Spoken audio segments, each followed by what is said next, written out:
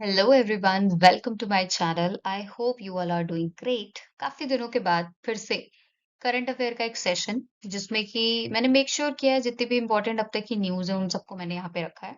So let's discuss about it. सबसे पहला है नक्शा प्रोग्राम के बारे में। नाम से समझ में आ रहा होगा नक्शा का मतलब क्या है कि ये प्रोग्राम लॉन्च किया गया है for the mapping purpose, right.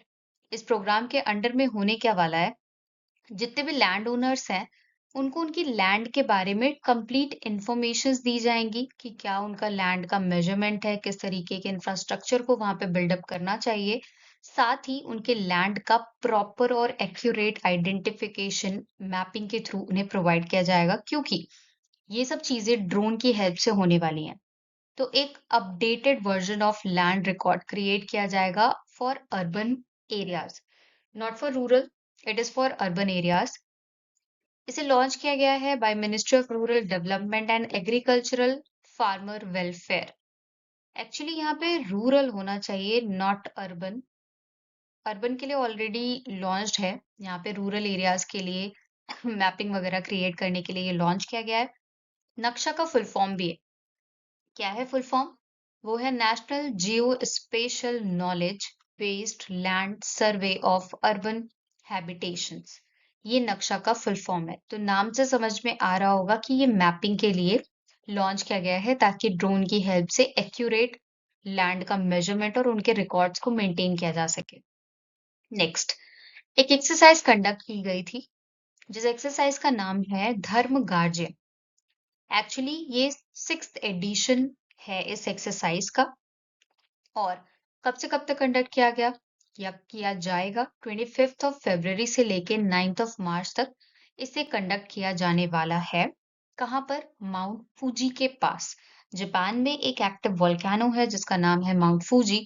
उसके पास ये एक्सरसाइज कंडक्ट किया जाएगा। ये एनुअल इंडिया और जापान की मिलिट्री एक्सरसाइज है जो कि हर साल कंडक्ट की जाती है। इसलिए एक्सरसाइजेस कंडक्ट होती हैं ताकि टेररिज्म को कैसे काउंटर करना है उसमें हेल्प मिले, साथ ही देश आपस में कॉपरेशन मेंटेन कर पाए, राइट। अभी आपको रिसेंटली मैंने पढ़ाया था कि साइक्लोन 3 नाम की एक्सरसाइज इजिप्ट के साथ भारत ने कंडक्ट की थी। सबसे फर्स्ट एडिशन इस धर्म गार्जियन का जो एक्सरसाइज है वो 2018 में कंडक्ट किया गया था, नवंबर में। इसे भारत ने होस्ट किया था मिजोरम में। इवन लास्ट का जो एक्सरसाइज था 2023 का, उसे भी राजस्थान इंडिया में होस्ट किया गया था। So this exercise is important, कौन से दो देशों के बीच की गई और कौन सा एडिशन था और कहाँ पर किया गया। ये 3 पॉइंट्स आपको याद रखने हैं। नेक्स्ट, एक कॉन्फ्रेंस कंडक्ट की गई थी जिस कॉन्फ्रेंस का नाम है एट्थ इंडियन ओशन कॉन्फ्रेंस। इसे कहाँ पर ऑर्गेनाइज किया गया? Muscat, which is capital of Oman. आप सभी को पता है कि ओमान एक अरेबियन कंट्री है। वहां पर इस कॉन्फ्रेंस को हेल्ड किया गया। क्या क्या बोला गया? ये कहा गया कि 70% ग्लोबल कंटेनर ट्रैफिक्स उसके बारे में डिस्कस किया गया। 80% ऑफ इंडिया का एक्सटर्नल ट्रेड इंडियन ओशन के थ्रू होता है। करीबन 90% का एनर्जी इंपोर्ट भी इंडियन ओशन के थ्रू किया जाता है। ये कुछ डेटास बताए गए हैं। क्यों ये कॉन्फ्रेंस कंडक्ट की गई होगी? तो डेफिनेट सी बात है, क्योंकि हम लोग सी रूट को प्रेफरेंस देते हैं जब भी हमें किसी चीज को ट्रेड करना होता है किसी दूसरी कंट्रीज के साथ। तो यहाँ से हमारा मैरीटाइम सिक्योरिटी पार्टनरशिप काफी ज्यादा इनहैंस होगा, स्ट्रेंथन अप होगा। साथ ही इंफ्रास्ट्रक्चर को बूस्ट किया जाएगा और कनेक्टिविटी को और ज्यादा एनहांस किया जाएगा। डिप्लोमेटिक रिलेशन, इंस्टीट्यूशनल लीडरशिप में हेल्प मिलेगी। क्लाइमेट और एनवायरनमेंट के जो थ्रेट्स होते हैं उन सभी के रिगार्डिंग हमें चर्चा करने में काफी हेल्प मिलेगी। तो ओवरऑल इंडियन ओशन से किया जाने वाला ट्रेड, इंडियन ओशन में क्लाइमेट कैसा है, कैसा वहाँ का एनवायरनमेंट है, इन सबको टैकल कैसे किया जाए, इन सब के रिगार्डिंग बातचीत की गई। आपके लिए इंपॉर्टेंट क्या है कि कौन सा एडिशन है और इसे कहाँ पर कंडक्ट किया गया। That is important for you. ये आप लोकेशन देख सकते हो, इंडियन ओशन से कौन-कौन से देश बॉर्डर शेयर करते हैं। ईरान है, ओमान है, Yemen, Somalia, Kenya, Tanzania, Mozambique, south Africa, Australia, Malaysia, Timor Leste, Indonesia, Singapore, Sri Lanka, Maldives, India, Pakistan, Bangladesh, Myanmar, Thailand, Cambodia, Vietnam, Brunei, Cambodia. ये सारे कुछ ऐसे देश है जो कि इंडियन ओशन रीजन से अपना बॉर्डर शेयर करते हैं। आप सभी को पता है मैप में यहाँ पे इंडियन ओशन लोकेटेड है, राइट? तो काफी ज्यादा इंपॉर्टेंट ट्रेड रूट है, तो इस वजह से ये कॉन्फ्रेंसेस लगातार कंडक्ट किए जाते हैं। सागर नाम का एक प्रोजेक्ट है जो कि हमारा भारत चलाता है। सागर के तहत क्या है, security and growth for all in the region, मतलब इंडियन ओशन में किस तरीके से सिक्योरिटी को मेंटेन किया जाना चाहिए और ग्रोथ को किस तरीके से एनहांस किया जाना चाहिए, उसके रिगार्डिंग यहाँ पे डिस्कशन किए जाते हैं। Next is a mountain which is mount Etna. Mount Etna नाम का जो माउंटेन है, ये यूरोप का सबसे टॉलेस्ट और मोस्ट एक्टिव वोल्केनो है, जो कि लगातार हर कुछ टाइम पीरियड के बाद ये इरप्ट, अभी रिसेंटली ये कब इरप्ट हुआ था, 17th ऑफ February को इरप्ट हुआ था। ये एक एक्टिव स्ट्रैटो वोल्केनो है, सिसिली आइलैंड में लोकेटेड है, और जैसे कि मैंने बताया कि this is highest mountain and highest volcano of mount Etna. Also ये यूनेस्को की वर्ल्ड हेरिटेज लिस्ट में भी शामिल है। ये लोकेटेड है दो प्लेन्स की कन्वर्जेंट पे, दो प्लेट्स की कन्वर्जेंट पे।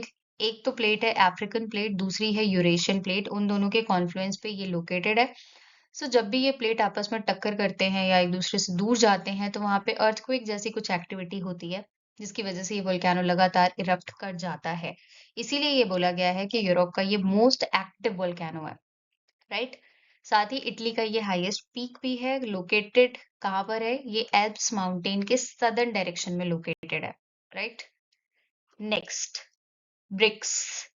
डोनाल्ड ट्रंप जो कि 47th नंबर के प्रेसिडेंट बन चुके हैं यूएस के, बहुत सारे चेंजेस इन्होंने प्रेसिडेंट बनते ही किया है। साथ ही इन्होंने ये भी कहा है कि ब्रिक्स अपनी अगर कॉमन करेंसी लॉन्च करेगा ताकि डॉलर को डी डॉलराइज किया जा सके, तो यूएस इम्पोज करेगा उन सारे देशों के ऊपर 100% का tariff for the safeguard of dollars supremacy, ताकि डॉलर की जो सुप्रीमेसी है वो मार्केट में और पूरे वर्ल्ड में बरकरार रहे। ब्रिक्स के देश कौन-कौन से हैं? ब्राजील है, Russia, India, China, south Africa है। 2023 में ब्रिक्स की जो समिट है वो कंडक्ट हुई थी रशिया में। व्लादिमीर पुतिन ने इसे होस्ट किया था। वहीं पर एक ऐसी बात कही गई थी कि ब्रिक्स देशों को कुछ अपनी एक कॉमन करेंसी को रिलीज करना चाहिए ताकि ट्रेड करने में हमें काफी ज्यादा आसानी हो, राइट? तो लोकल करेंसी की हेल्प से क्या कर सकते हैं ये लोग, ट्रेड कर सकते हैं और फाइनेंशियल ट्रांजैक्शन कर सकते हैं, विच इज वेरी हेल्पफुल, क्योंकि डॉलर में कन्वर्ट करना फिर उसमें ट्रांजैक्शंस करना थोड़ा टफ होता है। 2001 में ब्रिक को बनाया गया था और 2010 में इसमें साउथ अफ्रीका ऐड हुआ था, जिसके बाद इसका नाम ब्रिक्स बना था, BRICS।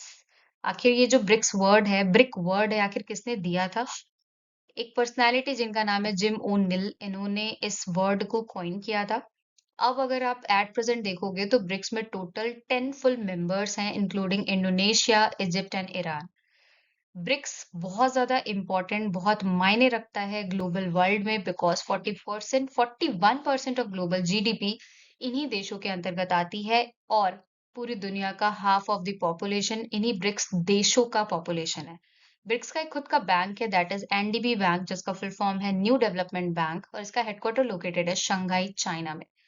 तो ब्रिक्स ने अगर अपना खुद का करेंसी लॉन्च कर लिया, तो आप समझ सकते हो कि डॉलर को कितनी बुरी तरीके से इम्पैक्ट पड़ेगा। इस वजह से जो डोनाल्ड ट्रंप है थोड़े से चिंतित हैं कि ऐसा ना हो, इसीलिए वो टैरिफ्स वगैरह इम्पोज कर रहे हैं, ताकि कंट्री थ्रेट में आकर के हो सकता है कि ना करे ये सब चीजें। बट लेट्स सी कि कहाँ पर क्या चीजें कैसे होती हैं। एक स्पीशीज के बारे में हम चर्चा करते हैं, that is white winged duck. ये जो है, इसका एक पेयर देखा गया है रिसेंटली। कहाँ पर देखा गया है? दिहिंग पटकाई नेशनल पार्क में। ये इंडेंजर्ड स्पीशीज है। दिहिंग पटकाई नेशनल जो पार्क है ये असम में लोकेटेड है। इस डक को हम एक और नाम से जानते हैं, that is white winged wood duck. Assamese में इसे किस लैंग्वेज से जाना जाता है? द्यू हंस के नाम से जाना जाता है। आईयूसीएन की रेड लिस्ट की अगर बात करें तो ये आते हैं क्रिटिकली इंडेंजर्ड कैटेगरी में। और दिहिंग नेशनल पटकाई, जो दिहिंग पटकाई नेशनल पार्क है, ये मैंने बताया कि ये आसाम में लोकेटेड है। हमारे इंडिया में सबसे ज्यादा नेशनल पार्क एमपी में पाए जाते हैं, और दूसरे नंबर पे आता है असम, जहां पर सबसे ज्यादा नेशनल पार्क पाए जाते हैं। नेक्स्ट, एक डिफेंस सिस्टम की बात करते हैं, grave hawk air defence system. Recently United Kingdom ने एक नया टाइप ऑफ डिफेंस सिस्टम को इंट्रोड्यूस किया है। ये सिस्टम कुछ और नहीं, ये केवल और केवल ये यूक्रेन को देने वाले हैं ताकि यूक्रेन खुद को बचा सके। रशिया यूक्रेन के वॉर अभी तक कंटिन्यूड है। तो रशिया लगातार अटैक करते जाता है यूक्रेन के ऊपर। यूक्रेन की हेल्प करने के लिए यूनाइटेड किंगडम ने ये डिफेंस सिस्टम लॉन्च किया है ताकि अपने बचाव में यूक्रेन इसको यूज कर सके। राइट। ये सिस्टम जो है ये Soviet R-73 short range air to air missile को भी यूज करेगा। और ये missile infrared technology, infrared sensor पे काम करने वाला है।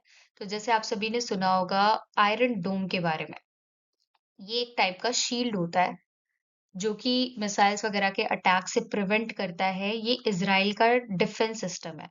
तो कुछ उसी प्रकार से इस डिफेंस सिस्टम को भी लॉन्च किया है, बट इसको यूके ने लॉन्च किया है, यूनाइटेड किंगडम ने, for the help of Ukraine. ये याद रखना है। नेक्स्ट, मोस्ट इम्पॉर्टेंट, रिसेंटली नए नए चीफ इलेक्शन कमिश्नर को अपॉइंट किया गया है जिनका नाम है ज्ञानेश कुमार। ये 26 नंबर के चीफ इलेक्शन कमिश्नर बन चुके हैं भारत के। इन्होंने शपथ ले ली है। इन्होंने किसे रिप्लेस किया है? 25 नंबर के chief election commissioner Rajiv Kumar ji को, जो कि अभी तक वर्क कर रहे थे। इनको रिप्लेस किया है। अगेन, इलेक्शन कमीशन जो कि एक कॉन्स्टिट्यूशनल बॉडी है, हमारे कॉन्स्टिट्यूशन में आर्टिकल नंबर 324 के अंदर में इसके काम दिए गए हैं। सबसे पहले चीफ इलेक्शन कमिश्नर हमारे भारत के कौन थे? उनका नाम है Sukumar Sen ji. Right. Next question, next news. LIC ने रिसेंटली लॉन्च किया है वन मैन ऑफिस, शॉर्टकट में OMO इसे कहेंगे। क्यों लॉन्च किया है? ताकि इनहेंस कर सके हम लोग इफिशियंसी और बैंकिंग प्रोसीजर्स को, ताकि लोगों को डिजिटली घर बैठे ही 24/7 डिजिटल सर्विस LIC की प्रोवाइड हो पाए, बार बार विजिट ना करना पड़े सेंटर्स पे, घर पे बैठे बैठे सारे काम हो जाए। That's why they launched one man office. Vision एक ही है क्योंकि LIC वर्क कर रहा है for the insurance for all by 2047, 2047 तक का इनका टारगेट है कि ये सभी को लगभग insurance most of the people तक पहुंचा सके। That's why they launched this platform. LIC को फॉर्म कब किया गया था? 1 सितंबर 1956 में। एट प्रेजेंट इसके हेड हैं Siddharth Mohanty ji. Now next, recently conduct किया गया 9th edition of Asia economic dialogue यानी कि AED। इसे कहाँ पर कंडक्ट किया गया? पुणे में। 20 से लेके 22 फरवरी तक इसे कंडक्ट किया जाने वाला है by ministry of external affair and ministry of commerce. Piyush Goyal ji जो कि minister of commerce and industry हैं, ये इसे हेड करने वाले हैं। एम एक ही होगा, यहाँ पे इकोनॉमिक चीजों से रिलेटेड जितनी भी बातचीत है वो की जाएगी। डायलॉग ऑन इकोनॉमिक पॉलिसीज, ये इनका एम है। AI के रिगार्डिंग साइबर सिक्योरिटी को कैसे मेंटेन किया जाए उसके रिगार्डिंग यहाँ पे बातचीत की जाएगी। थीम भी दी गई है। Theme is economic resilience and resurgence in the era of fragmentation. Most important, कहाँ पर कंडक्ट हुई, कौन सा एडिशन था और किसने इसे होस्ट किया। Next, recently ICC champions trophy conduct करी जा रही है। इसे इस बार होस्ट कर रहा है पाकिस्तान, पर इंडिया के जितने भी मैचेस है वो सारे के सारे UAE यानी कि दुबई में कंडक्ट किए जा रहे हैं। यहीं पे एक रिकॉर्ड बन चुका है। 200 विकेट, सॉरी, 200 विकेट लेने का रिकॉर्ड बन चुका है मोहम्मद शामी के नाम पे। ये कब बना? जब इंडिया बांग्लादेश के अगेंस्ट मैच खेल रहा था दुबई में। तो अब तक अगर देखा जाए तो 104 मैचेस में मोहम्मद शामी ने 200 विकेट्स लेकर के इन्होंने रिकॉर्ड तोड़ दिया है अजीत अगरकर का। अजीत अगरकर ने 200 विकेट्स लिए थे 133 मैचेस में, पर मोहम्मद शामी ने 104 मैचेस में इतने विकेट्स लिए हैं। And he was the player जिन्होंने सबसे ज्यादा विकेट लिया था 2023 में, जब ODI वर्ल्ड कप को कंडक्ट किया गया था। Next and the last news, Google ने रिसेंटली अपना सबसे लार्जेस्ट कैंपस इंडिया में लॉन्च किया है जहां पर एक साथ 5,000 एम्प्लॉयज काम कर सकते हैं। कहाँ पर लॉन्च किया है? ये बेंगलुरु में। इसलिए गूगल ऐसा काम कर रहा है ताकि AI स्ट्रैटेजी को काफी ज्यादा बूस्ट किया जा सके इंडिया में, और इस कैंपस का नाम है आनंद।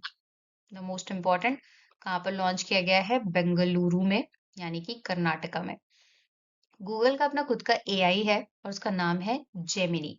अपने इंडिया में एआईसीटी कहाँ पर डेवलप किया जा रहा है, वो है Lucknow. So that's it from current affair, a quick current affair. I hope आप सभी को ये पसंद आया होगा। So please do like, share and subscribe my channel. Thanks for watching.